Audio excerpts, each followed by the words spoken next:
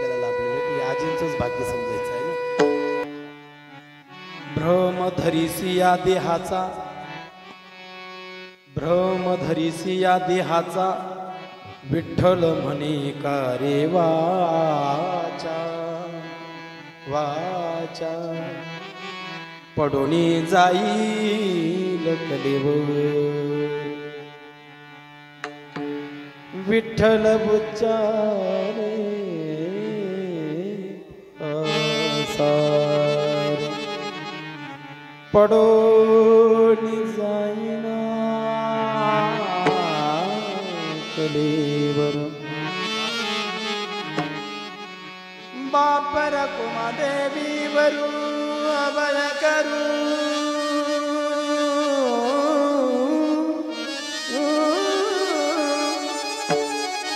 मस्तकी ठेविला निर्धारू, पडोनी जाईन कलेवर, विठ्ठल उच्चार विठ्ठल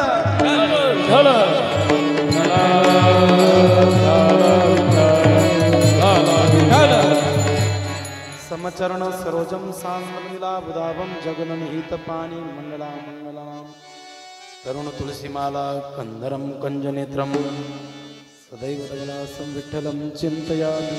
पांडुरंग करू पांडुरंग करू प्रथम नमन, पांडुरंग करू प्रथम नमन, पांडुरंग करू पांडुरंग करू प्रथम नमन, पांडुरंग करू प्रथम नमन,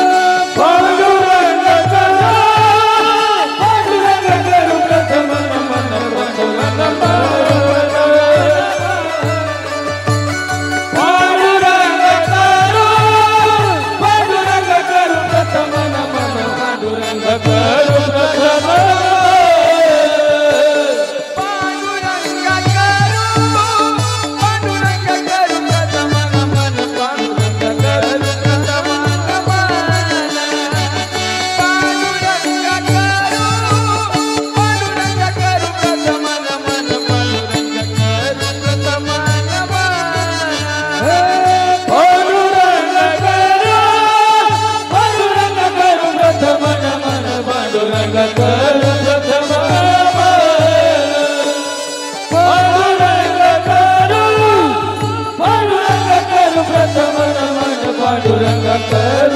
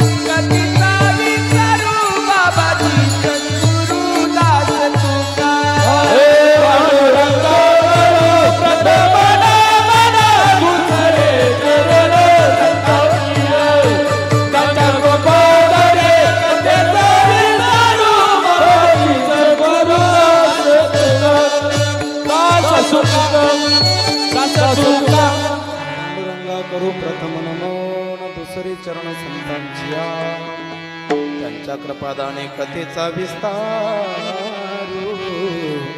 बाबाजी सद्गुरुदास तुका जयांची केरिया स्मरण होय सकल विद्येंचे अधिकरण तेचे बंधू श्रीचरण श्री गुरूंचे ते नमस्कारुनी आता ओम नमो ज्ञानेश्वरा करुणा करा दयाळा तुमचा अनुग्रह लादलो पावन झालो चराचरी मस्तक हे पायावरी यावर करी संतांच्या प्रथम नमन करू गणनाथा उमा शंकराच्या सुखा चरणावरी ठेवून माता साष्टांगी आता दंडवत विठ्ठल विठ्ठल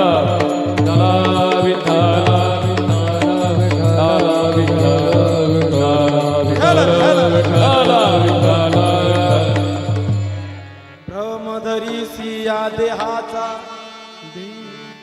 भ्रमधरी सिया देहाचा विठ्ठल म्हणे कारवाचा पडोनी जाई न कलेवर विठ्ठल उचारी पासार प्रस्तुत प्राप्त प्रसंगी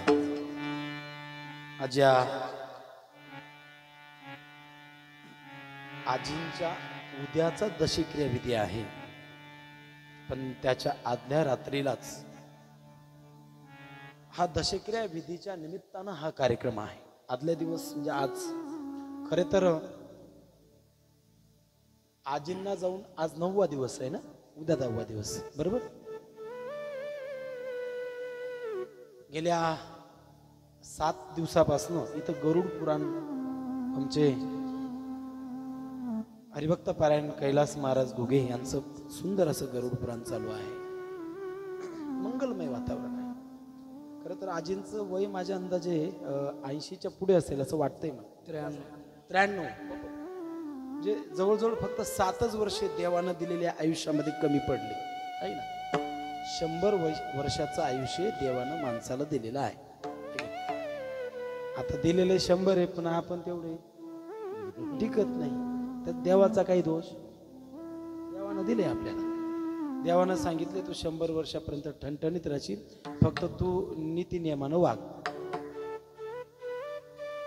पथ्ये असं हा विषय मी बाजूला ठेवतो.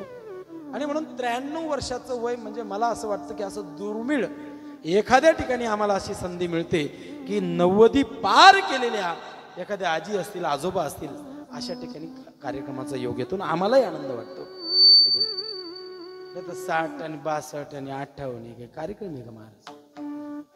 58ला तर माणूस रिटायरमेंट होतो आणि रिटायरमेंट झाल्यानंतर तो जो माणूस गेला असता त्यानं जगून तरी उपयोग काय. या आयुष्यात जन्माला येऊन उपयोग तरी. आयुष्याच्या शेवटी का होईना माणसानं ज्याच्यासाठी जन्म घेतलाय त्या साध्यापर्यंत माणूस पोहोचला पाहिजे. याला म्हणावं मानवी जीवनाचं कल्याण. विठ्ठल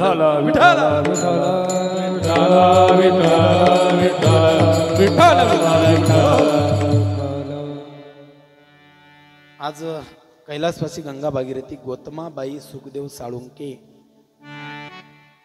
यांचा उद्याचा दशक्रिया विधी आहे आणि त्यांचे संपूर्ण जो परिवार आहे, शोकाकुल परिवार, श्री रमेश सुखदेव साळुंके, श्री लक्ष्मण विश्राम साळुंके, श्री राजेंद्र बहिराम साळुंके, त्यांचे नातू आहेत राहुल रमेश साळुंके, अतुल रमेश साळुंके आणि ललित रमेश साळुंके.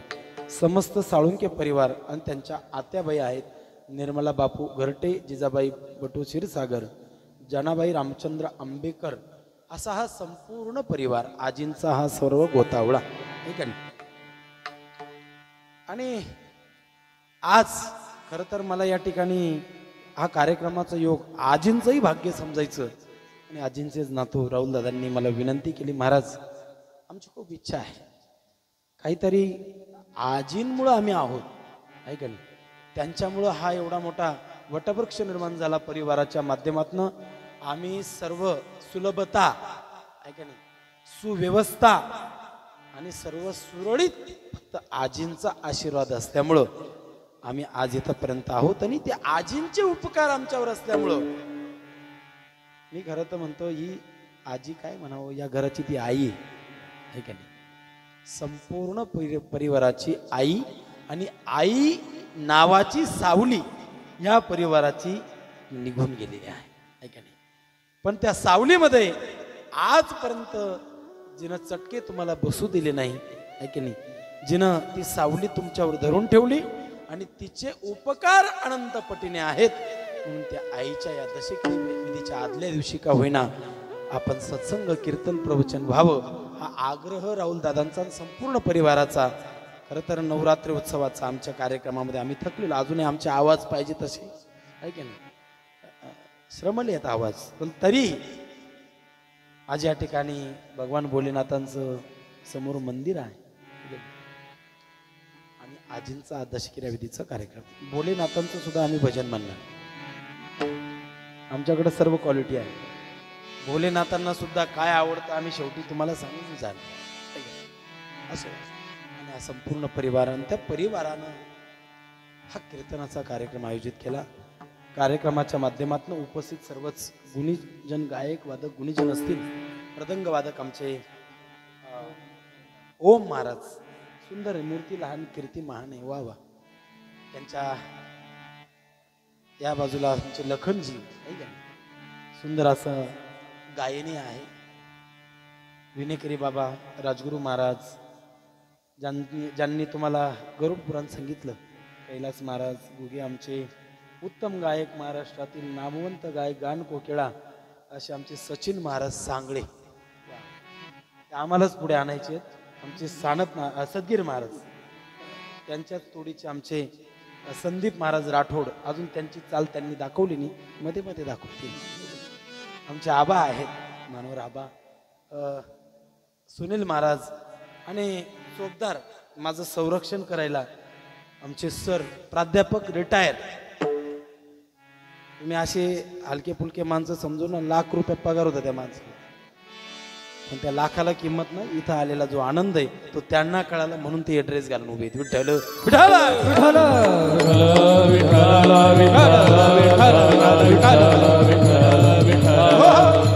अरे माणूस किती वर्ष जगला याही पेक्षा तो कसा जगला याला फार महत्व आहे.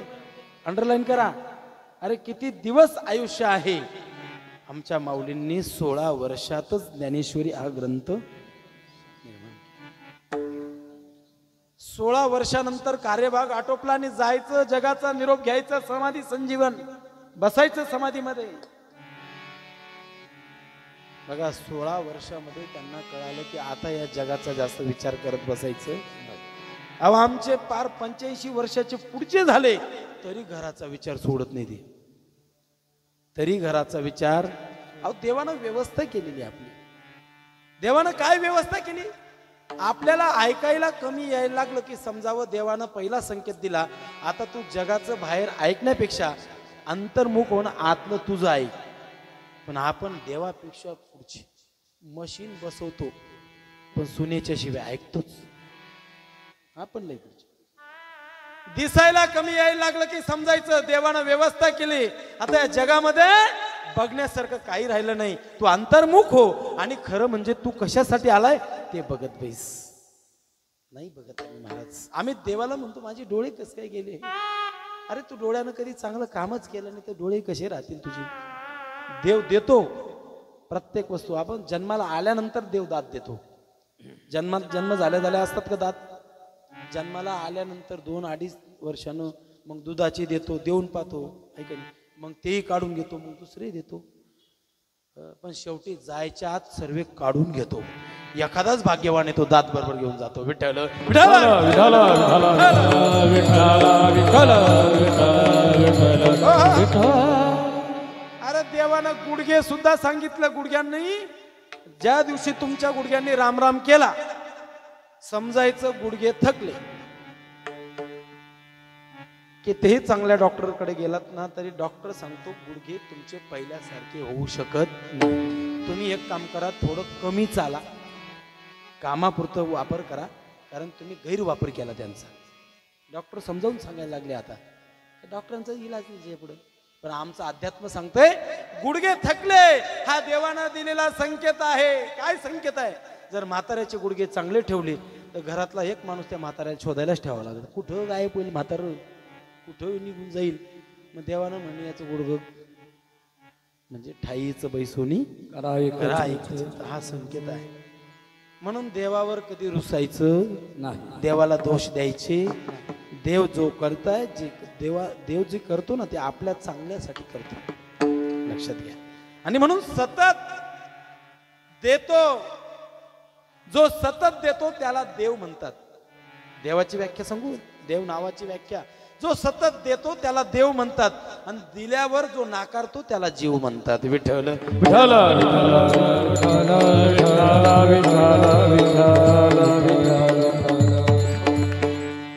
सुंदर असा अभंग आहे.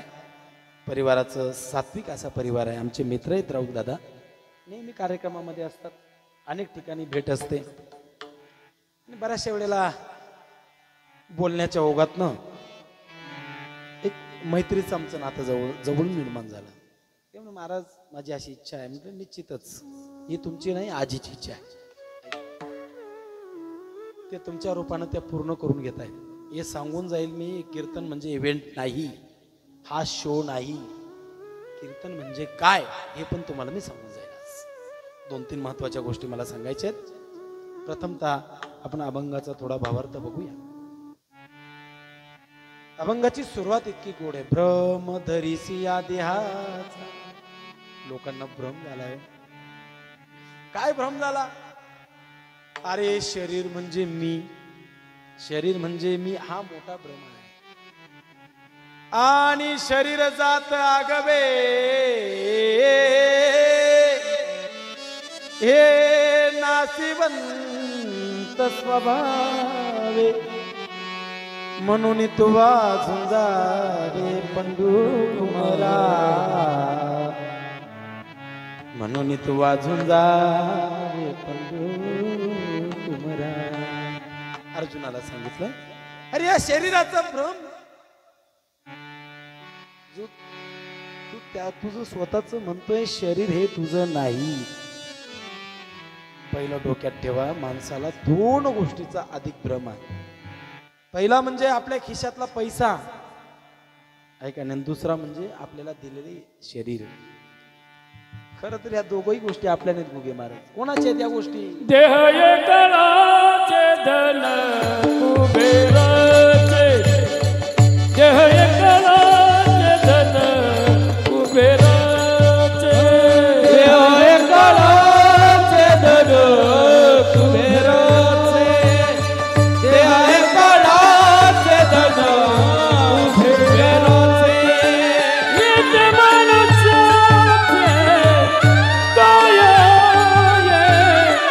येते मनुष्याचे काय ये,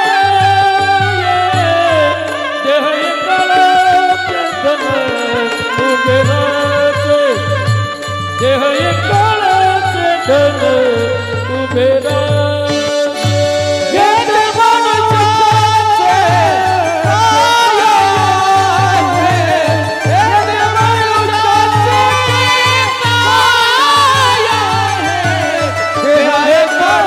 देह एकलाचे धन कुबेराचे, देह एकलाचे धन कुबेराचे.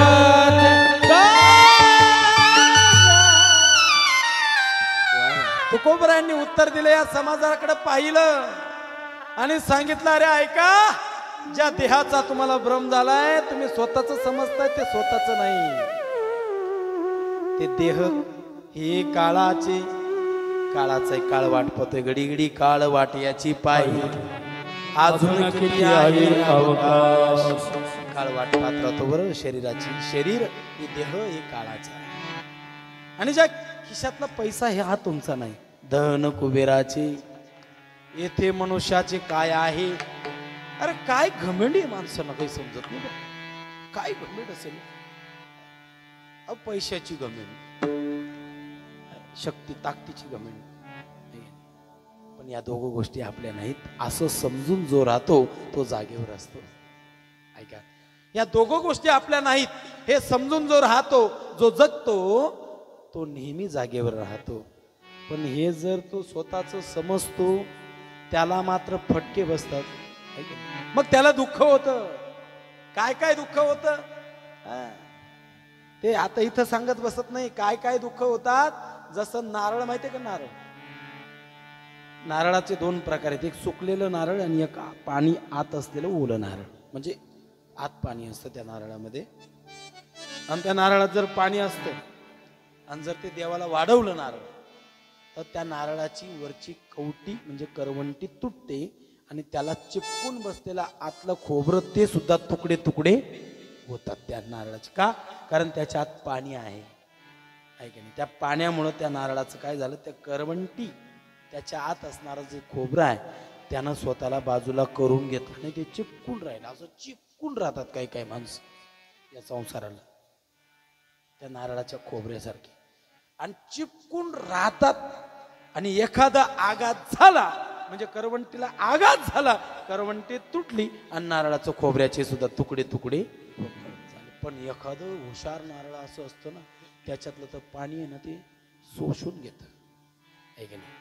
पाणी म्हणजे माया, मोह आहे की नाही. ते पाण्याचं शोषण करून घेतं आणि मध्ये सुक्क होऊन जातं, कोरडं होऊन जातं ते खोबरं.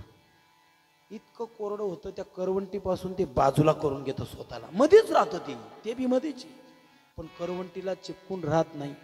असे काही काही नारळाचे प्रसाद संसाराला चिपकत नाही. मी नारळाचं बोलतो बरोबर. असे बाजूला राहतात, त्याच्या आतच राहतात. आणि जर कधी देवाला नारळ फोडवलं, वाढवलं, करवंटी तुटते, पण असा गोटाच्या गोटा बाहेर निघतो, त्याला काही त्रास होत. आता ते नारळ, ते प्रसाद त्या नारळाच्या करवंटीच्या आतच होतं का नाही, पण आत होतं, पण स्वतःला वेगळं समजून. तसं या संसारामध्ये या जीवानं असं राहावं, सुकलेल्या नारळासारखं मोह माया असं शोषून घ्यावं आणि आपल्याला वेगळं असून संसारात असावं.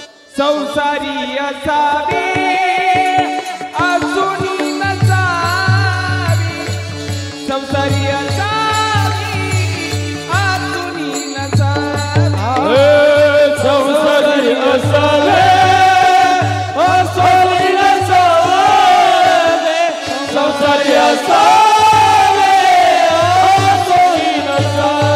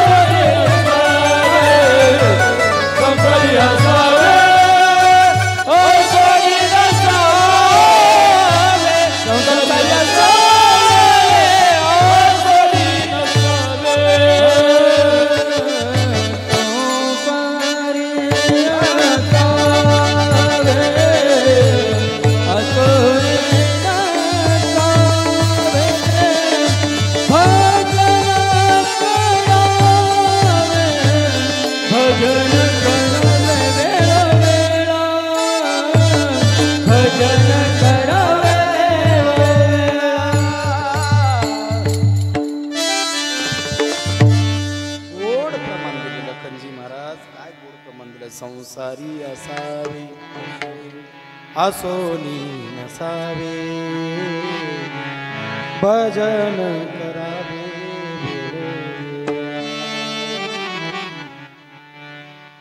आपण संसारात असावं पण असून नसल्यासारखं आहे की नाही. घरच्यांना असं बोलायला नको, यांचं आता काहीच काम नाही आहे की नाही. म्हणजे घरच्यांना आपला वैताग होऊ देता कामा नये, याला म्हणावं शहाणा माणूस. संसारी असावे. अजून सोपं करून सांगू, संसार म्हणजे पाणी आहे का नाही? संसार म्हणजे समुद्र पाण्याचा आणि त्याच्यात नाव आहे का नाही? आपण काय आहोत? हा जीव त्या भवसागरामधली नाव आहे. मला सांगा, एकदा का पाण्यात नाव उतरली, जर नावेत पाणी गेलं तर नाव तरून जाईल का? नावेत पाणी का पाण्यात नाव? पाण्यात नाव. म्हणजे संसारात असावं. पण पाण्यातल्या नावेत जर पाणी घुसलं रे घुसलं आत, नाव पुढे जात नाही, तिथंच बुडून जाते. तरी अगदी बुडत नाही, अख्ख्या परिवाराला बुडवून नेते. म्हणजे तिचा बसलेला परिवार आणि अख्ख्या परिवाराचं कल्याण करते. एक असा हिरा जन्माला आला घरामध्ये आणि त्यानं जर कधी भगवंताचं चिंतन केलं, दोन्ही पक्ष पायी उतरती, दोन पक्षांचा उद्धार करतो. एक त्या कुळामध्ये, त्या वंशामध्ये, त्या परिवारामध्ये एक असा हरिभक्त जन्माला आला तर दोन दोन पक्षांचा तो काय करतो? उद्धार करतो. दोन पक्ष म्हणजे कोणते? एक शिवसेना आणि एक बीजेपी नाही. बरं ऐका, दोन पक्ष समजा. आता मावल्या बसलेले तिथं, आपल्या आईकडचा एक पक्ष आणि आपल्या नवऱ्याच्या बाजूकडचा एक पक्ष. म्हणजे तुमच्याकडे किती मोठी जबाबदारी दिली हो. दोघं कुळांचा उद्धार करण्याचा अधिकार, ते हक्क अबाधित तुमच्याकडे दिले. शास्त्राने तुमच्याकडे ही जबाबदारी दिली. वा वा, तेवढी जबाबदारी माणसाकडं. आपण त्या उद्धार करू शकतो. पण एक त्या कुळामध्ये जन्माला यावा. कोटी कुळांचा उद्धार होतो. तुका म्हणे कोटी कुळी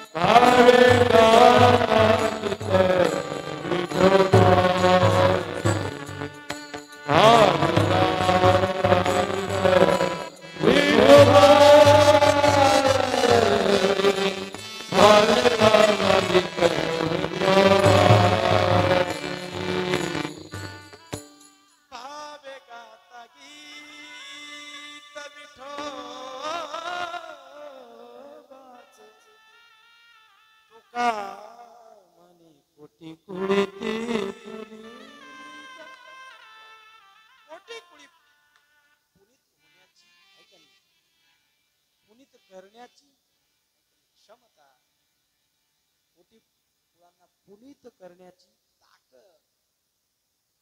एक नामचिंतनामध्ये. आणि म्हणून ते नामचिंतन करत असताना आज खऱ्या अर्थानं दशक्रिया विधीच्या आदल्या दिवशी जरी कीर्तन असेल महाराज, पण त्याचा मूळ गाभा तुम्ही लक्षात घ्या. दशक्रिया विधी म्हणजे दुसरं काही नाही. आतापर्यंत आपल्या आलेले कुळाचार, आपल्या काही चालीरीती, परंपरा, धर्मनीती, आपल्या शास्त्रानं संस्कृतीनं लावून दिलेले नियम आहे. दशक्रिया विधी म्हणजे हा काही असा फक्त वेळ काढूपणा कार्यक्रम नाही. दशक्रिया विधी म्हणजे शुद्ध पवित्र पिंडदान विधी. आता आमच्या बाबांनी बरं सांगितलं असेल गरुड पुराणामध्ये पिंडदान विधी. कुणाचा पिंडदान विधी झालाय आजपर्यंत? कोणी प्रभू रामचंद्रांनी पिंडदान विधी केला. हा पिंडदान विधी करत असताना काही मर्यादा आहे. आपण त्या कुळामध्ये जन्माला आला, खरं तर माणूस मेल्यानंतर 52 पिंड द्यावे लागतात. किती? 52 पिंड दिले नाही तर असेच भटकत राहू. कितीतरी वेळा कोटी योनीमध्ये आपल्याला यावं लागेल. 52 पिंड कशी द्यायची तेही लक्षात घ्या. जर आपल्या कुळामध्ये असा एखादा हिरा जन्माला आला तर ते माय बापाला भगवंताच्या चरणापर्यंत नेत असतो. लक्षात घ्या. पिंडदान विधी समजून घ्या. आज उद्या दशक्रिया विधी आहे. त्या दशक्रिया विधीच्या दिवशी 10 पिंड द्यावे लागतात. कशासाठी द्यायचे 10 पिंड माहिती असतं पाहिजे तुम्हाला. गुरुजी आला पैसे दिले गुरुजी निघून गेला, काही मतलब नाही. तर पिंडदान विधी कसा करायचा चांगलं कोणी सांगत नाही. आम्हाला तेवढी वेळ मिळते काही वेळेला सांगण्याचा प्रयत्न. माणसानं जीवनामध्ये 52 पिंड आपल्या कुळानं आपल्या वंशामध्ये आलेल्या मुलानं जर दिले नाही तर काय होतं आपलं ऐका. पतंती पितृहिष्या लुप्त पिंड तक्रिया हा भगवंतानं भगवद्गीतेत सांगून ठेवलं. पितृलोकातले पतनाला जातात आणि ते पतनाला गेलेले पितर आपल्या परिवाराशी काय शाप देतात. आह कट कट करीती बिकट, आह कट कट करीती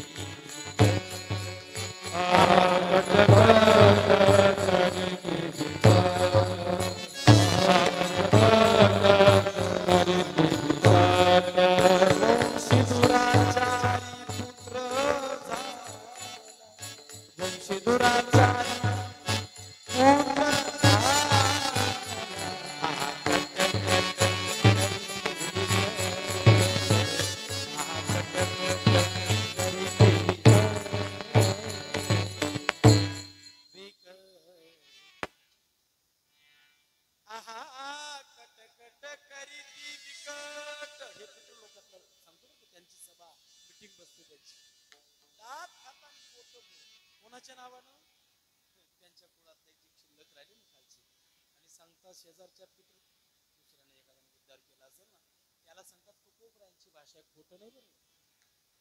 वंशी दुराचारी पुत्र झाला. अरे माझ्या वंशामध्ये दुराचारी पुत्र जन्माला आला आणि आम्हाला पतनाला जावं लागलं महाराज ऐका. आणि मग त्या संपूर्ण घरावर परिवारावर त्यांच्या 10 पिढ्यांपर्यंत पितृदोषाचं सावट निर्माण होतं. पितृदोष माहितीये तुम्हाला सांगू लक्षात. पितृदोषाचे सतत घरामध्ये असमाधान असंतुष्टी सतत आपत्कालीन दुःख येते महाराज. सहज पायरीवर न उतरता उतरता पाय सरकला पाय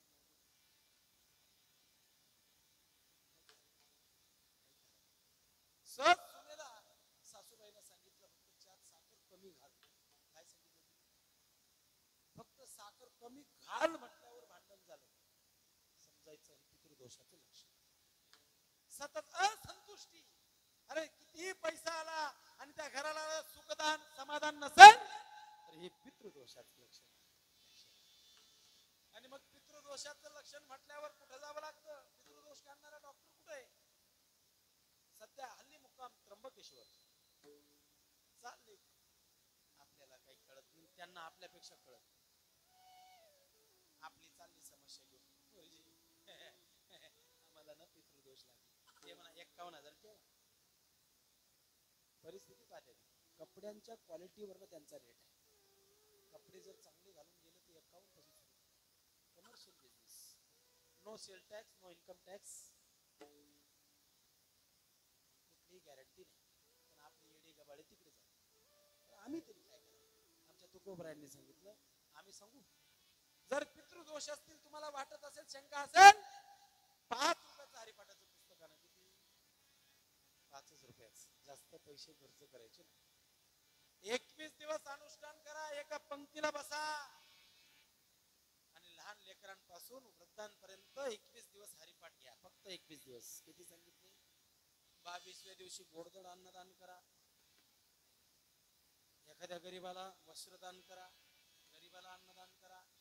एखादा शाळेतला विद्यार्थी असेल त्याला एखादा गणवेश द्या. गरीबाला मदत करा आपल्या आईच्या वडिलांच्या नावानं. आणि 5 रुपयाचं हरिपाठाचं पुस्तक घ्या. तुमचा एकही दोष शिल्लक राहिला तर मी कीर्तन करणं बंद करू. पण आम्हाला सोपे उपाय चालत नाही. आम्हाला असे अवघड उपाय सांगायची वेळ आली. म्हणून त्या त्र्यंबकेश्वर मध्ये सध्या हाहाकार माजलेला. सांगू लखन महाराज मी जिल्हा सचिव या नात्यानं जबाबदारीनं बोलतोय का. प्रत्येक ब्राह्मणाच्या वाड्यामध्ये एक येडा मुलगा जन्माला आला. प्रत्येक ब्राह्मणाच्या वाड्यात एक येडा मुलगा. त्याच्या घरदारालाही झोपू देत नाही आणि शेजारच्यालाही झोपू देत नाही. हा कशाचा परिणाम. आपले दोष त्यांनी घेतले तेच शुद्ध नाही तर आपल्याला कधी शुद्ध. अरे शुद्ध व्हायचं असेल तर एकच या जगामध्ये एक जागा अशी आहे कैलास महाराज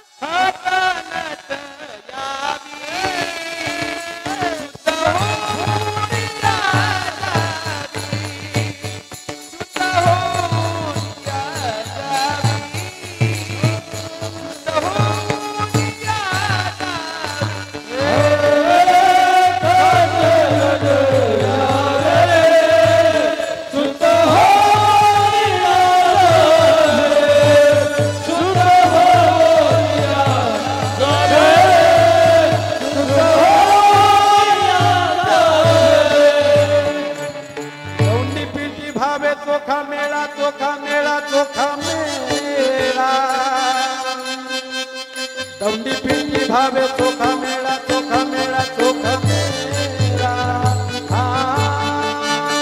पिंडे भावे चोखा मेळा चोखा मेळा चोखा मेळा पिंडे भावे चोखा मेळा चोखा मेळा चोखा मेळा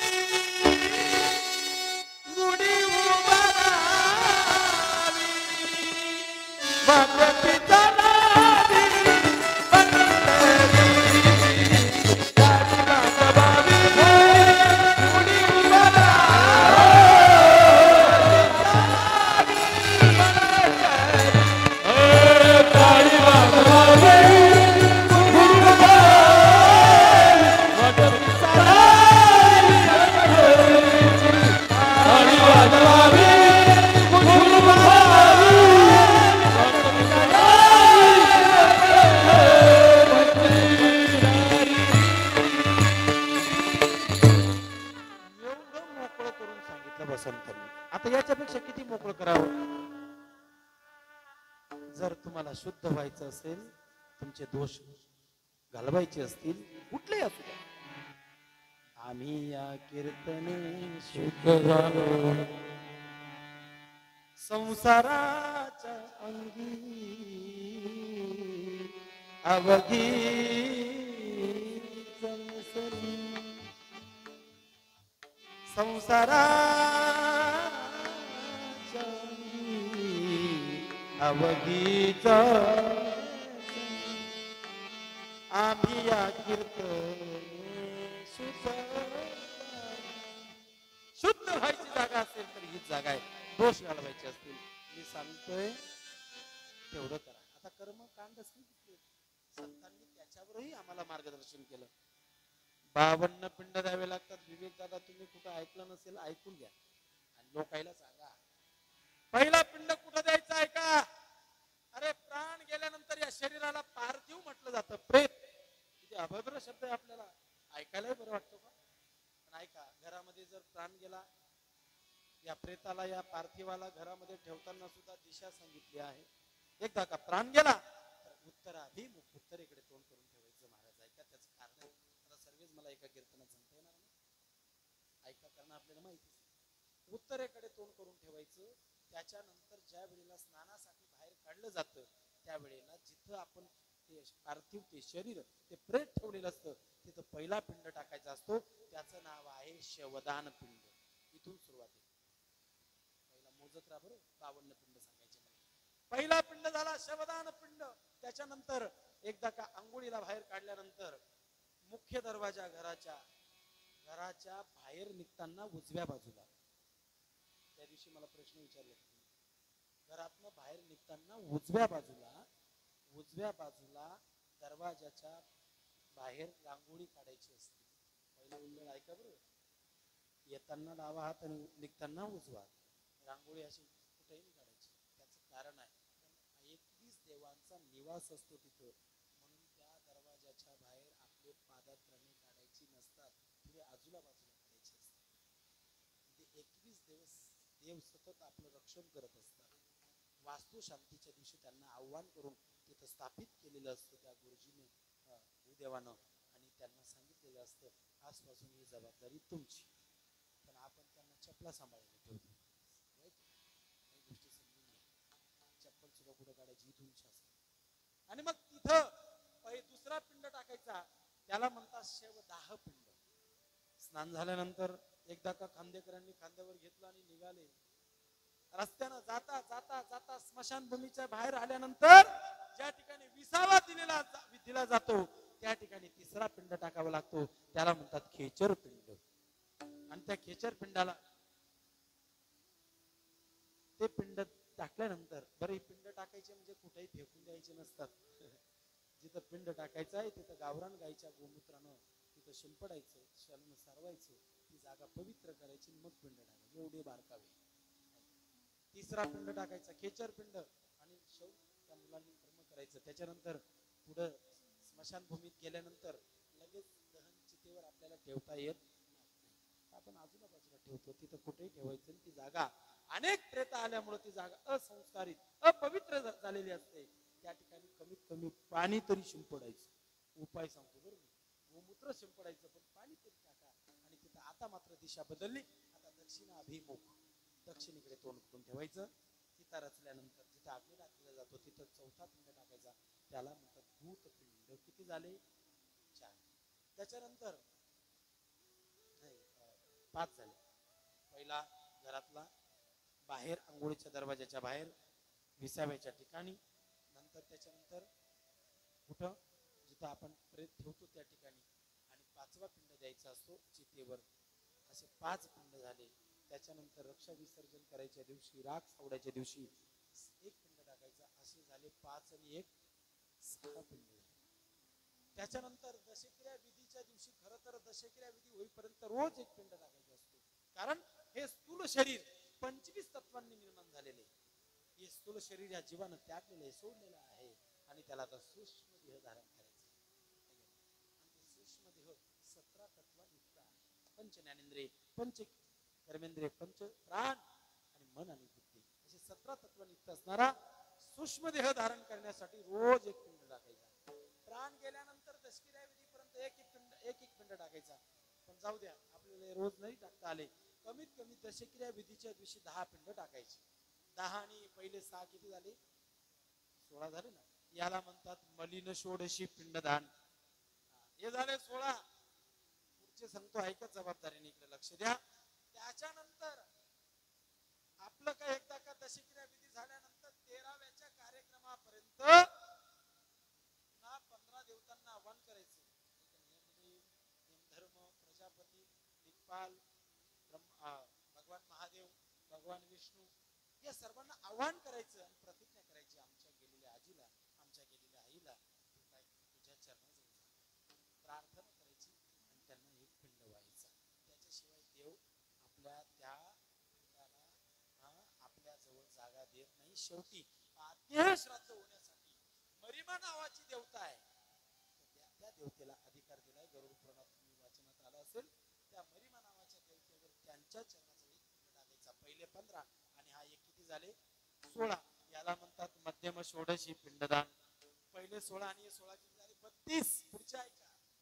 त्याच्यानंतर एकदा का आपला दशक्रिया विधी आटोपला की प्रत्येक महिन्याच्या तिथीला पितर करू जेवू घालतो आपण, त्या दिवशी 1 पिंड टाकायचा. 12 महिन्याचे किती झाले? 12 पिंड झाले. त्याच्यानंतर 3 महिने कमी असताना 1 पिंड टाकायचा. 6 महिने कमी असताना 1 पिंड टाकायचा. 9 महिने कमी असताना 1 पिंड टाकायचं. शेवटचं पुन्हा 12व्या महिन्याला. पहिले 12 आणि हे 4. त्रय उन्मासिक, शन उन्मासिक, 9 उन्मासिक आणि पुनाब्द. पहिले 12 आणि 4 16. आता हे झाले उत्तम षोडशी पिंडदान. 16 किती झाले? 48 पिंड झाले. गावाकडची मंडळी आलेली, एवढं बारीक 48 पिंड झाले. ऐका, आणि हे दिल्याशिवाय आपल्याला मुक्ती नाही. जन्म यावे आणि पुढचे 4 पिंड सांगतो, त्याला धर्मपिंड म्हणतात. काय धर्मपिंड? ऐका, आपण ज्या कुळामध्ये जन्माला आलो, ज्या गावामध्ये जन्माला आलो, ज्या वंशामध्ये जन्माला आलो, आणि समजा आपल्या गावामध्ये, आपल्या कुळामध्ये, आपल्या वंशामध्ये एखादा आध्यात्मिक वारलेला आहे आणि त्याचा वंश कुंडीत झाला, आणि त्याचा कोणी पिंडदान केलेला नसेल, तर एक अज्ञात व्यक्तीच्या नावाने 1 पिंड टाकायचं. 48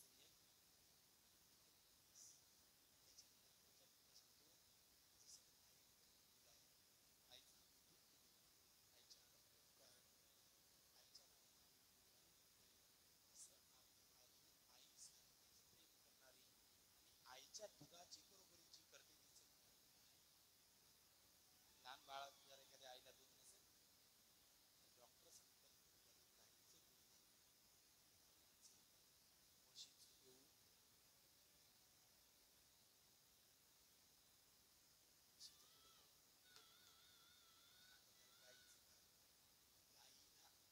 दर्जा दिला. अरे गौवा से क्या नाता है, अरे गौवा तो हमारी माता है. आणि म्हणून त्या गाईचं आम्ही दूध पिलोय आजपर्यंत. त्या गाईचे सुद्धा उपकार आहेत. एक पिंड त्या गाईच्या नावानं टाकायचा. किती झाले? 49. त्याच्यानंतर पूर्वी शेती बैलानं केली जायची. बैलाला पाणी पाजलं, चारा टाकला नाही टाकला, त्या बैलानं कधी तक्रार केली नाही, कधी त्यानं कंटाळा केला नाही. हो आपल्यासाठी काम करायला बापा सारखा राबायचा. रात्रंदिवस राबून आभाळ कष्ट करून त्या बैलाचे सुद्धा आपल्यावर उपकार व्हायचे. धर्मग्रंथानं धर्मानं सांगितलं एक पिंड त्या बैलाच्या नावानं टाका, त्याच्या उपकारात राहू नका. 50 आणि 1 आणि शेवटचा पिंड आहे. आज तागायत आम्ही जन्माला आल्यापासून जशी आमची जिभेला चव आली, कळते ना, काही वेळेला चव जाते कापण्याच्या गोळ्या खाऊन.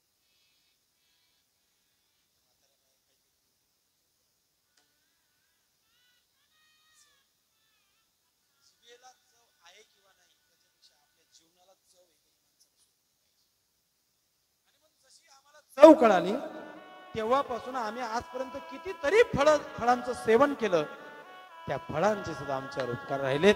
कारण त्या फळांचं आम्ही सेवन केलं, पण पाणी घातलं, झाडाला पाणी घालायला गेलो का आपण, फळं खाल्ले, त्यांचे उपकार आहेत. एक पिंड त्या फळांच्या नावाने टाकायचं. असे झाले 51 आणि 1 52. हे 52 पिंड दिल्याशिवाय आम्हाला नाही गड्या. किती प्रयत्न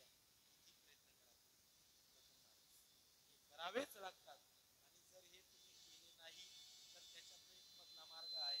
मधला मार्ग कळतो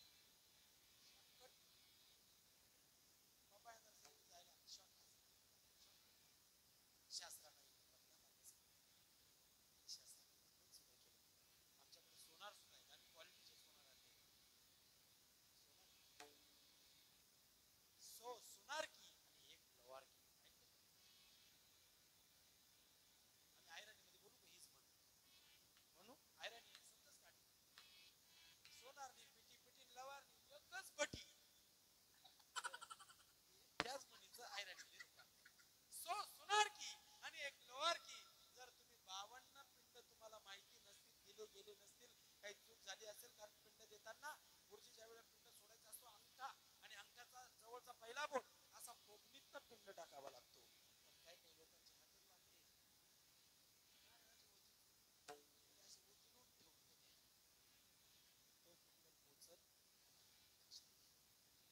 समस्या असतात. त्याच्यातला मधला मार्ग आहे लवार की. अरे आपली आई असेल, आपली आजी असेल, आपला बाप असेल, आपला आजोबा असेल, आणि त्याच्या दशक्रिया विधीच्या निमित्तानं किंवा पुण्यस्मरण असेल, वर्ष श्राद्ध असेल, त्या दिवशी फक्त कीर्तन ठेवा किंवा सत्संग ठेवा, प्रवचन ठेवा, भजन ठेवा. हे 52 पिंडदान दिल्याचं पुण्य एका सत्संगामध्ये प्राप्त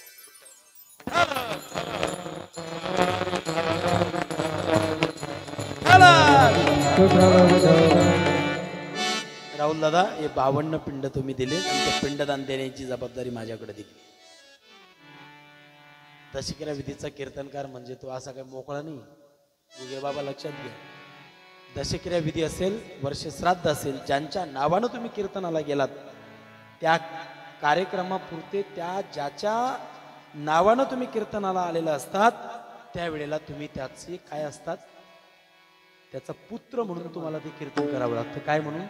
पुत्र म्हणून. बरं का राहुल दादा, मी सुद्धा आजीचा आज मुलगा आहे, मुलगा, आणि माझ्यावर जबाबदारी आहे की पिंडदान करायची, आणि मी या कीर्तनाच्या माध्यमातून पिंडदान करणार आहे. आता तो मला बराचसा भाग आहे, मला सर्व आता सांगता येणार नाही, मला अभंगाचं याच भावार्थ सांगायचं. ही जबाबदारी, कारण सूक्ष्म देह, स्थूल देह, कारण देह, महाकारण देह, या प्रत्येक देहाचे अनेक अनेक नातेवाईक आहेत. आता इथं बसलेले सर्व लोक तुम्ही जे आहेत ना, स्थूल देहाचे नातेवाईक आहात, सूक्ष्म देहाचे नातेवाईक साधू संत ज्याने उद्धार करावा ते आहेत, कारण देहाचे नातेवाईक जे सिद्ध पुरुष आहेत, आणि महाकारण देहाचे नातेवाईक प्रत्यक्ष भगवंत आहेत. या संपूर्ण नातेवाईकांच्या वतीने मी सुद्धा आजीला आज आदरांजली, कुसुमांजली, जलांजली, तिलांजली समर्पित करण्यासाठी या ठिकाणी उभा आहे. हे कीर्तन म्हणजे शो नाही, जबाबदारीचा कार्यक्रम आहे. आणि म्हणून हे करत असताना तुम्हाला कळावं म्हणून माऊलींचा अभंग आणि अभंगातनं माऊली सांगतात हा आपल्या ज्या शरीराचा तुम्हाला भ्रम झालाय ना, भ्रम होऊ देऊ नका. हे शरीर ज्याच्यासाठी दिलंय त्या कामासाठी त्याचा वापर व्हावा.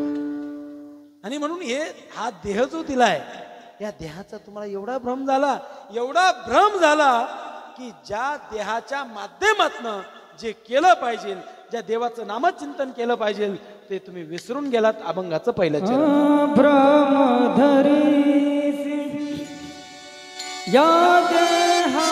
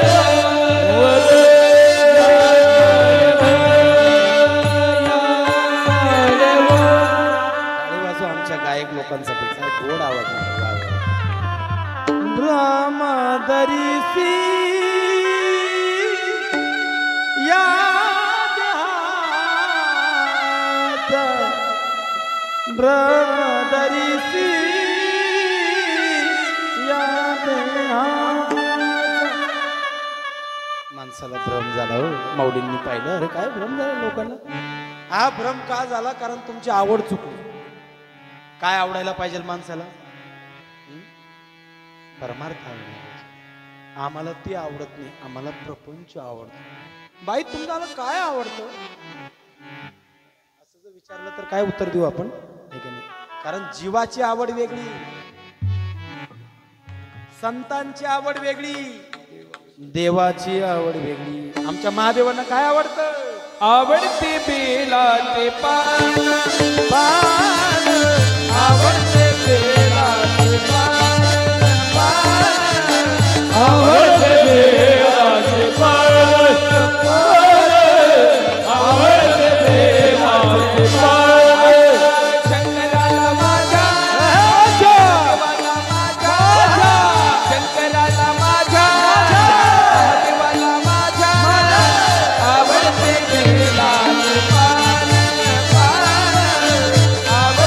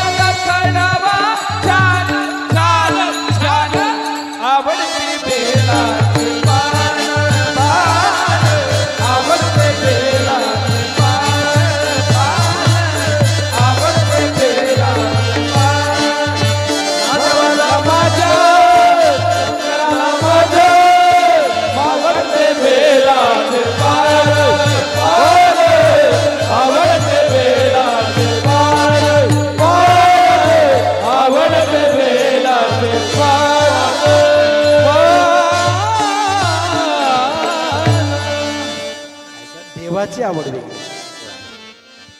आवडते बेलाचे पान, विठ्ठलाला तुळसी, गणपतीला दुर्वा, महादेवाच्या पिंडीवर बेला शोभे हिरवा.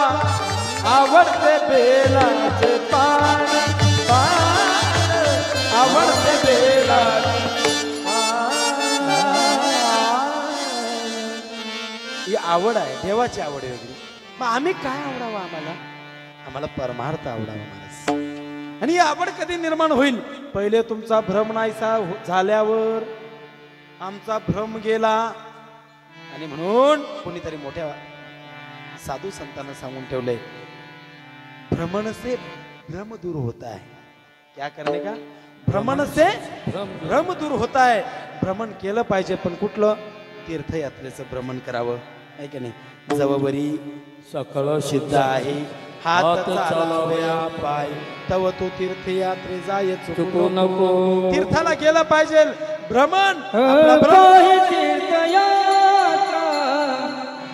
भ्रमण, आणि म्हणून तुमचं भ्रमण व्हावं, तुमचा भ्रम जावा, म्हणून आमच्या लखन महाराजांनी तीर्थयात्रा काढली. खाटू श्याम कुठून शोधलं त्यांनी? काल कुणाला जायचं असेल तर त्यांचा पत्ता घ्या. चांगला विचार आहे. No profit no loss. अगदी कमी पैशामध्ये यात्रा काढली महाराजांनी. आम्हालाही जायचंय, तुम्हाला यायचं आमच्या बरोबर. चला, चांगला परिवार आहे, सर्व वारकरीचे आहेत. आणि वारकऱ्यांमधली यात्रा सर्वात महत्वाची आहे. तिथं वारीला जायचं आणि तिथं गाणं लावायचं, काही काय उपयोग आहे? रोज नित्यनेमानं हरिपाठ झाला पाहिजे, नाही की नाही? आलं ओगाला म्हणून सांगितलं. जाता जाता गोड असं चिंतन आहे महाराज. भ्रम माणसाचा नष्ट झाला पाहिजे. हा भ्रम कधी जाईल हो? खरं तर माणसानं 4 गोष्टी लक्षात ठेवाव्या. पहिली गोष्ट, माणसानं देवाला कधी विसरू नये. दुसरी गोष्ट, माणसानं साधू संताला विसरू नये. तिसरी गोष्ट, माणसानं जन्मदात्या माय बापाला विसरू नये. आणि शेवटची गोष्ट सांगतो, माणसानं मृत्यूला विसरू नये. मृत्यूचं सतत स्मरण ठेवा. कोण दिवस येईल कैसा, नाही या देहाचा भरवसा. जिंदगी एक किराया कगरे, एक ना एक दिन बदलना पड़ेगा. मौत जब तुझको आवाज देगी, घर से बाहर निकलना पड़ेगा. मौत जब तुझको आवाज देगी, घर से बाहर निकलना पड़ेगा.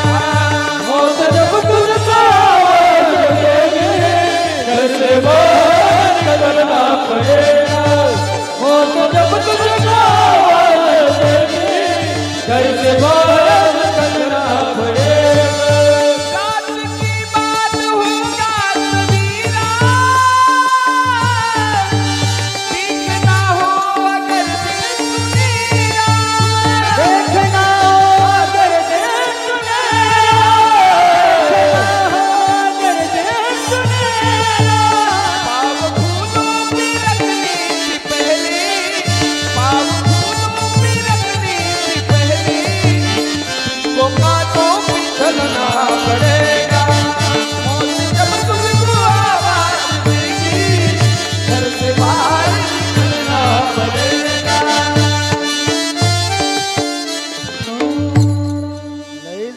आपल्याला आज नाही का नाही असं माणसाने एवढं लक्षात ठेव. पहिला विषय सांगितला, माणसानं देवाला विसरू नये. काय विसरू नये? देवाचे अनंत उपकार आहेत आपल्यावर. किती उपकार आहेत सांगू? एक एक सांगायला 1-1 तास लागेल. हे शरीर कुणी दिलं हो? देवी दिला देह भजना मोठा. देवानं दिलं, एवढं लक्षात ठेवा. काय काय दिलं यादी सांगतो. दिले इंद्रिय हात पाय कान, डोळे मुख बोलाया वचन, जरी तू जोडशी नारायण, नाचे जीवपण भव. दिले इंद्रिय हात पाय कान, डोळे मुख बोलाया वचन, जेणे तू जोड नासे शिवपण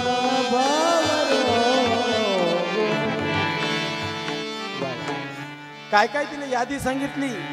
हे इंद्रिय दिले, हातपाय दिले, ऐका नाही एवढंच नाही दिलं, त्याच्यामधली शक्ती सुद्धा त्यानं दिली. देखवी ऐकवी एक नारायण. आता सर्वच यादी सांगत नाही. देवानं काय काय दिलं महाराज. आता हा बंगला बांधला, कशावर बांधला? जमिनीवर बांधला. ही जमीन तुम्हाला कोणी दिली? खरं सांग. म्हणजे माझ्या बापानं दिली. तुम्ही काय लय पुढचे, बापानं कुठून आणली? शोधत चला, शोधत शोधत शोधत शोधत अंतिम फक्त तो परमेश्वर लक्षात राहील. छोटं उदाहरण सांगितलं तुम्हाला. आपल्याला जेवढं दिलंय ते संपूर्ण देवानं दिलं, एवढं मात्र माणसानं लक्षात ठेवा. आयुष्य कोणी दिलंय? अरे काही काही माणसं जन्माला आले पण आयुष्यच नाही त्यांचं, तिथंच गेले. पण एखाद्याचं जर कधी दुःखाचा प्रसंग आला, अपघाती एखादं काही घटना घडली आणि ते एकटं जर जगून आलं ना तिथून, आणि मग ते कोणी भेटायला गेलं तर पाहुणे, मग ते लय भारी बोलतो. पाहुणे गेले, बरे का, बरे बरे बरे, माझ्या आयुष्याची दोरी बळकट होती म्हणून जगलो. म्हणजे आता कळालं त्याला आयुष्याची दोरी म्हणजे काय. येतं आम्ही कीर्तनातून सांगतो, अरे त्यानं दिलेलं आयुष्य कोणी चोरू शकत नाही. देवानं दिलेलं कधीही सरत नसतं. आम्ही संपवतो. काय काय दिलं देवानं? सुंदर आयुष्य, देह दिला, इंद्रिय दिले, आमची व्यवस्था ही देवानं केली हो. आणि देवाचे अनंत उपकार आहेत. अरे सांगतो शेवटचं माझं वाक्य लक्षात ठेवा. अरे रोज रात्री झोपणं तुमच्या हातात असेल, ऐका नाही, रोज रात्री झोपणं तुमच्या हातात असेल, पण रोज तुम्हाला तो उठवतो, म्हणून त्याचं स्मरण ठेवा. जर कधी देवानं तुम्हाला उठवायचं विसरला, एखाद्या दिवशी समजा त्यानं ठरवलं आता याला झोपूनच राहू द्या, सांगा, खरं सांगा, घरातले लोक दम काढत्या का? अजिबात दम काढीत नाही. ते लांबची येऊ राहिली ताई, ती येईल, उचला, स्मशानात येईल, अजिबात दम काढीत नाही. मी सांगतो तुम्हाला, जोपर्यंत देव आपल्यात आहे ना, आता सांगतोय शरीर द्या, तो आपल्यात आहे म्हणून तुमचे घरचे तुम्हाला जाळत नाही. माझं वाक्य कळतंय? तो जोपर्यंत आपल्यात आत बसलेला आहे तोपर्यंत घरचे लोक जाळत नाही. नाहीतर त्यांनी काडी पेटीन रॉकेलचं डबड कधीच करून ठेवलं. तुमचा भ्रम आहे हा. लाकडं तयार आहेत, गौऱ्या तयार आहेत, गाडी तयार आहे, पाहुणे यायला तयार आहेत, ऐका, संपूर्ण व्यवस्था आहे, फक्त तू मरून तर बघ. आणि म्हणून तो आपल्या आत आहे तोपर्यंत आपले घरचे जाळत नाही, प्रेम करतात. घरचे किती प्रेम करतात ना, तो आत आहे म्हणून करतात. म्हणून त्याचं स्मरण ठेवा. रोज उठवतो आपल्याला, म्हणून देवाचे उपकार विसरू नका. दुसरं सांगू, संतांचे उपकार विसरू नका. का विसरू नका? अरे या संतांनी काय केलं हो, देवाही पेक्षा अधिक उपकार केले.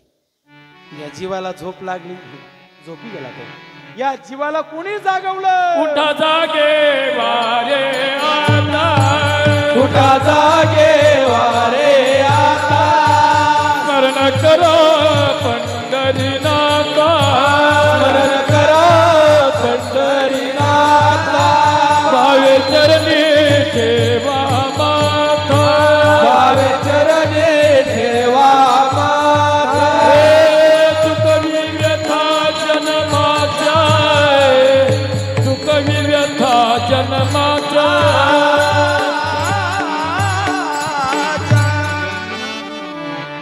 उठा जागे वारे आता, स्मरण करा पंढरीनाथा, भावे चरणी ठेवा माथा, सुखवी व्यथा जन्माच्या. संतांनी जागवलं जीवाला, बरोबर. अरे जीवाला संतांनी जागवलं यात नवल नाही. लखन महाराज, संतांचे का उपकार आहेत सांगू का? अरे संतांनी जीवाला तर जागवलं, पण देवाला सुद्धा.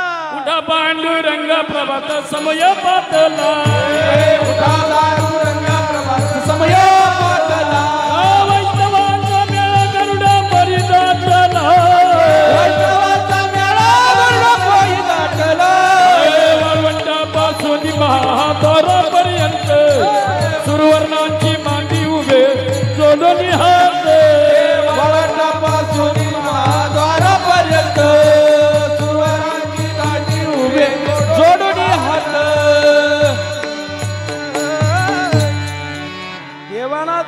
केलं म्हणजे देव काय झोपलेला नाही, आपलं हित करा असं जाग करतायत.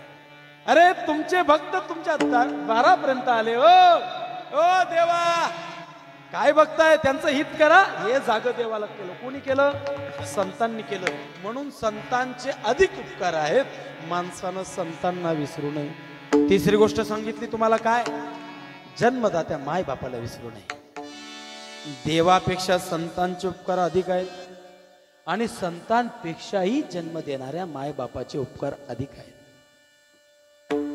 राहुल दादा, माझा विषय स्वतंत्र आहे. आई या विषय बोलायला गेलो ना तर मी तुम्हाला सांगतो एका कीर्तनात तर होणारच.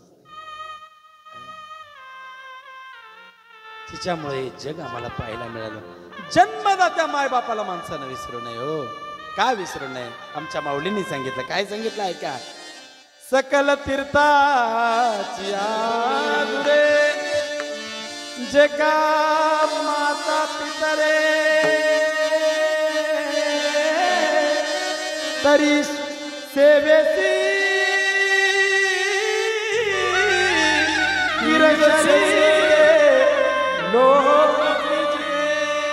माऊली म्हणतात, वेदानं सांगितलं मातृदेव भव पितृदेव भव. अरे या जगात दोन देव असे ते सतत तुमच्या जवळ असतात. किती जवळ असतात हो, पण ते आम्हाला कळतात का? नाही कळत. पहिला देव जर असेल तर आपली आई आहे. आईला विसरू नका राजा. अरे आई काय आहे? अरे आई म्हणजे पावसाच्या धारा, थंडगार वारा, मायेचा उभारा म्हणजे आई असते रे. अरे आई म्हणजे बाजीतलं मीठ, हक्काचं व्यासपीठ आणि पहिलं विद्यापीठ. जी बोट धरून बोलायला शिकवते तिला आई म्हणतात. अरे आई अशी असते दादा. अरे आई म्हणजे आई असते, नसते सांभाळणारी दाई. दाई म्हणजे नोकरीन बाई, जी फक्त पैसे घेते आणि प्रेमाचं नाटक करते. हो, पाळणा घर नसतं का ते? लहान लहान लेकरं अशी मारते चपाचप. ती आई बाप गेल्यावर ते लेकरं अशी धाकवले असता. हो, पण आई कधी लेकराला मारते? अरे आई म्हणजे आई असते, नसते सांभाळणारी दाई. अरे असल्यावर कळत नाही आणि नसल्यावर मिळत नाही. स्वामी किती जगाचा आई विना भिकारी. अरे डोंगराच्या पलीकडे गेलेला सूर्य तुम्हा आम्हाला पुन्हा दिसेल, पण एकदा मातीत गेलेली आई तुम्हा आम्हाला पुन्हा दिसणार नाही.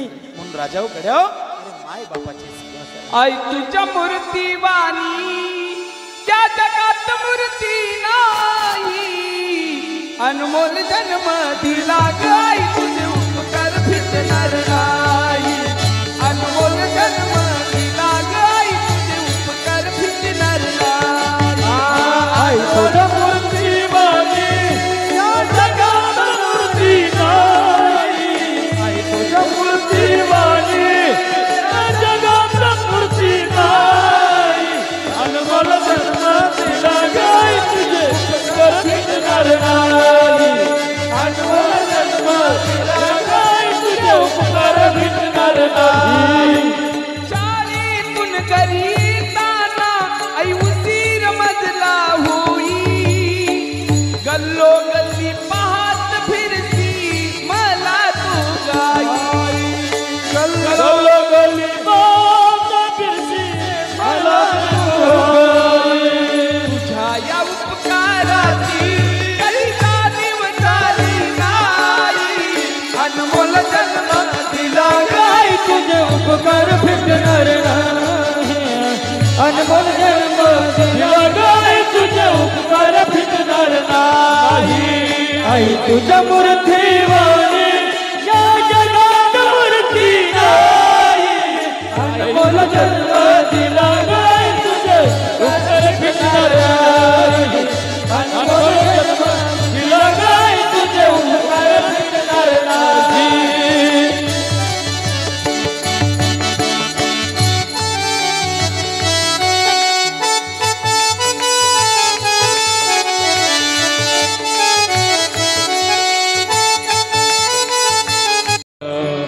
एवढे आपल्या मायेचे उपकार आपल्यावर आहेत गड्या. या आई शब्द आता आला. हा कुठला आहे माहिती का? तुम्हाला माहिती असला पाहिजे. हे शब्द लय भारी हो आपल्याकडं. तो उसना आहे पण चांगला आहे. आता काय मग मिनट मी काय कुठून आणली काय समजेना. आई खरं तर हा तामिळी शब्द बरं का. आई जीभ अशी गळ्यात पडते ना. आई जीभ बघा अशी गळ्यात पडते. पण आत्या म्हणावर आत्या जीभ अशी टाळूला रट्टा आणते.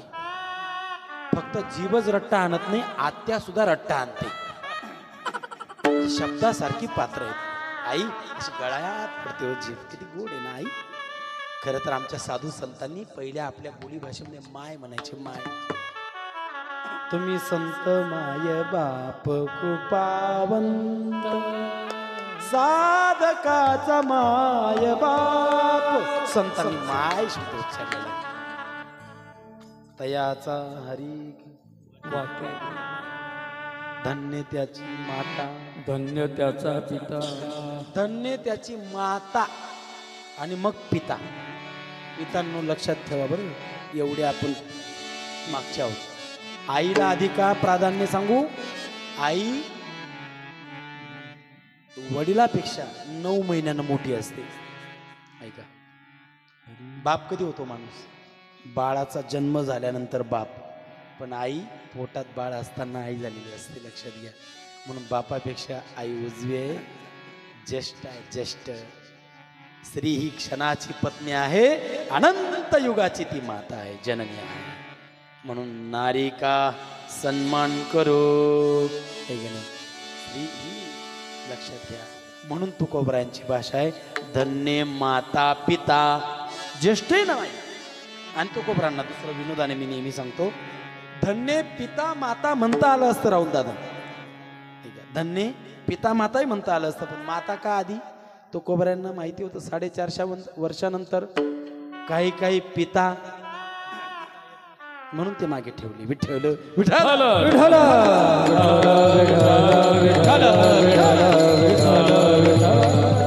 अनंत उपकार त्या आईचे आहेत. किती सांगू गड्या. माय बापाला माणसाने विसरू. किती उपकार सांगू. अरे रोज सायंकाळच्या जेवणाची व्यवस्था करते तिला आई म्हणतात. ऐका गड्या, रोज सायंकाळच्या जेवणाची व्यवस्था करते तिला आई म्हणतात. आणि आयुष्यभराच्या जेवणाची व्यवस्था करतो त्याला बाप म्हणतात.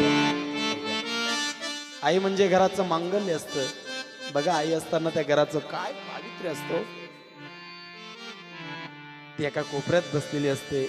येणाऱ्या जाणाऱ्यांना आल्यानंतर पहिलं वाक्य त्या आईशी ती बोलतात, बरं आहे ना आई. काय मंगलमय वातावरण असतं कडे. अरे आई म्हणजे घराचं मांगल्य आहे आणि बाप म्हणजे घराचं अस्तित्व आहे. अस्तित्व. त्या घराला घरपण. घराला घरपण. घरातल्या सुशोभित असणाऱ्या वस्तू देतील रे. टीव्ही असेल, फ्रीज असेल, शोकेस असेल, अजून काही असेल. त्या घराला घरपण येत असेल, पण त्या घराला शानपण आई बापाशिवाय नाही. लक्षात घ्या. आणि म्हणून ते घर जर पुढं जायचं असेल तर माय बापाला कधी विसरू नका गड्या. जिवंतपणे त्यांची सेवा करा. जर तुम्ही जिवंतपणे सेवा केली नाही तर ते माय बाप कधीही तुम्हाला आशीर्वाद देणार नाही. विसरू नको रे आई बापाला सोडून सारी माया. काया जगवून तुझ्या शिरावर धरले दुखाची छाय रे द्या. मिळणार नाही पुन्हा बापाची माया. मिळणार नाही पुन्हा बापाची माया. मिळणार नाही पुन्हा बापाची.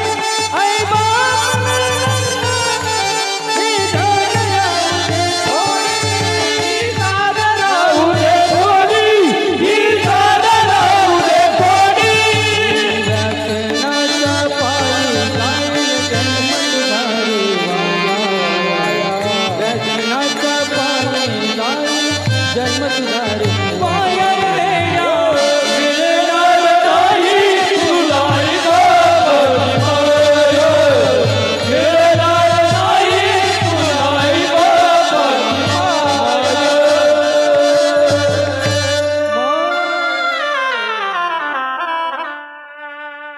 जिची आई गेली ना, सांगू अरे ज्या लेकीची आई गेली ना, ज्या दिवशी ती आई गेली ना त्या दिवशीच तिचं माहेर संपून जात असत. तिचं माहेर जिवंत आई असेपर्यंत असत. किती म्हातारी असू द्या होती, किती जखड म्हातारी असू द्या, अरे आपली लेक जर आली ना ती वाट पाहणारी आपली आई असते.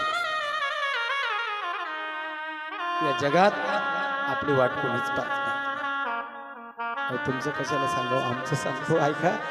अरे आम्ही नाशिक या ठिकाणी राहत असताना कधी आई घरी आलेली असली आणि समजा मी कुठं कीर्तनाला गेलो राहुल दादा आणि जर घरी आलो, माझी गाडी 1 किलोमीटर लांब असते तेव्हाच आई दरवाजा उघडून बसलेली असते. पण कधी आई नसते ना त्यावेळेस दरवाजाला 10 थापा मारावे लागतात. याच्यावरून हे सिद्ध होतं आपली वाट पाहणारी फक्त आपली आई असते. म्हणून आईची जिवंतपणे सेवा करा. माय बापाची कोणी बरोबरी करू शकत नाही. माणसानं मी भरपूर बोलू शकतो, माझी वेळ संपत आली. माणसानं माय बापाला विसरू. आणि शेवटची गोष्ट मी सांगतो, माणसानं मृत्यूला विसरू नये. का विसरू नये? आपण मृत्यूला विसरून गेला तरी तो आपल्याला कधी विसरतो का? असं वाटलं का मृत्यू आपल्याला विसरून गेला? फक्त मृत्यू हा अवेळी येऊ नये. वेळेत आलेला मृत्यू हा माणसाला नवीन शरीर देत असतो, या जीवाला. आहे का नाही? मृत्यूला माणसाने विसरू नेहमी डोळ्यासमोर ठेवावा. माणसं दुसऱ्याला पोचवायला जातात घुगे महाराज स्मशानापर्यंत. अरे स्मशानात गेलेली माणसं गप्पा करतात, वैराग्य, त्यांना स्मशान वैराग्य म्हणतात. चांगला माणूस होता. स्मशानात गेलेली माणसं घरी परत येतात, पण ते विसरून जातात की एक दिवस मला सुद्धा तिथे झोपायचं आहे. तुम्ही तेवढं डोळ्यासमोर ठेवा, मलाही एक दिवस तिथे जायचं आहे. एक पाहतासे एकाची दहने, सावध त्या गुन्हेगारे नभा. माऊली तुकोबरायांची भाषा आहे. अरे आम्ही एकाचं दहन पाहिलं तर आम्ही सावध झालं पाहिजे. स्मशानभूमी म्हणजे जीवनाचा धडा आहे, धडा आदर्श आहे स्मशानभूमी. माणसाला ती नेहमी सांगते तू जागेवर ये. पण आपल्याला असं वाटतं मी सोडून सर्व जाणार आहे. माणूस स्वतःला अमर समजतो आणि इथंच त्याची फसवणूक होते. आणि हाच त्याच्या जीवनातला मोठा भ्रम आहे. त्याला वाटतं की मी जाणारच नाही. आणि हा भ्रम एकदा का जर गेला नाही, अरे अरे वेडे ऐक, जर तुझा भ्रम गेला नाही तर एक दिवस येईल आणि तू असा आडवा पडशील. 4 लोक तुला आडवं करतील. त्या कलेवर म्हणजे त्या तिरडीवर तुला झोपवलं जाईल, तुला बांधलं जाईल आणि ती तिरडी उचलली जाईल. तू आडवा होशील. त्या आडवं होण्याच्या आत तू काय कर, विठ्ठल नामाचं सार जप कर. अभंगाचं दुसरं चरण.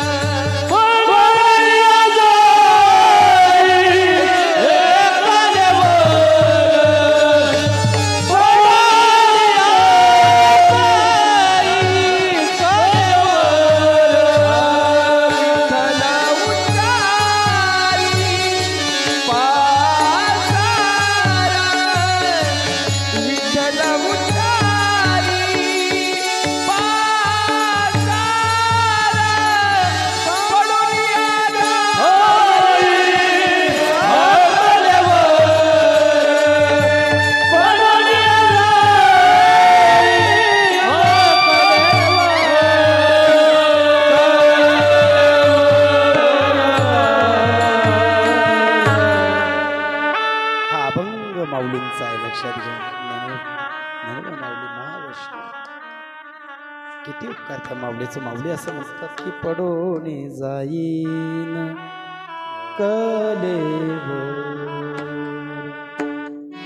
विठ्ठल चारी पासा. तुम्ही काय करा, ते सार नाम आहे, सारा सार विचार करा उठा उठी. असं सार नाम त्या विठ्ठलाचं नामचिंतन करावं असा आग्रह धरतात.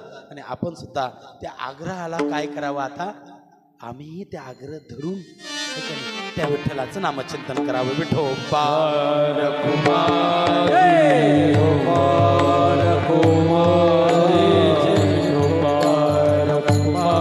राहुल दादा या.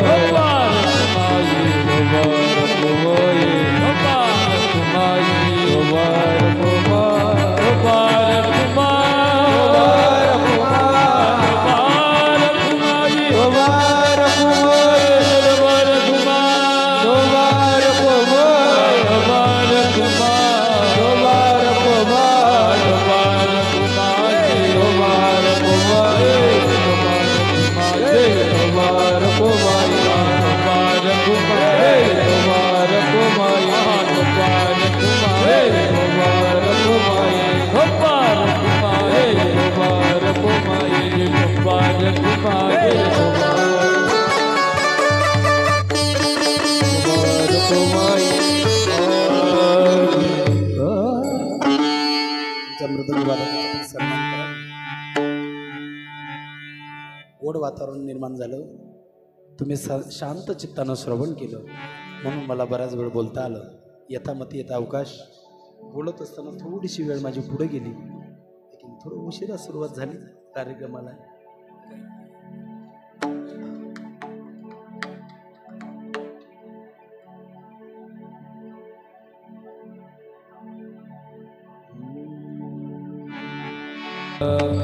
विठ्ठल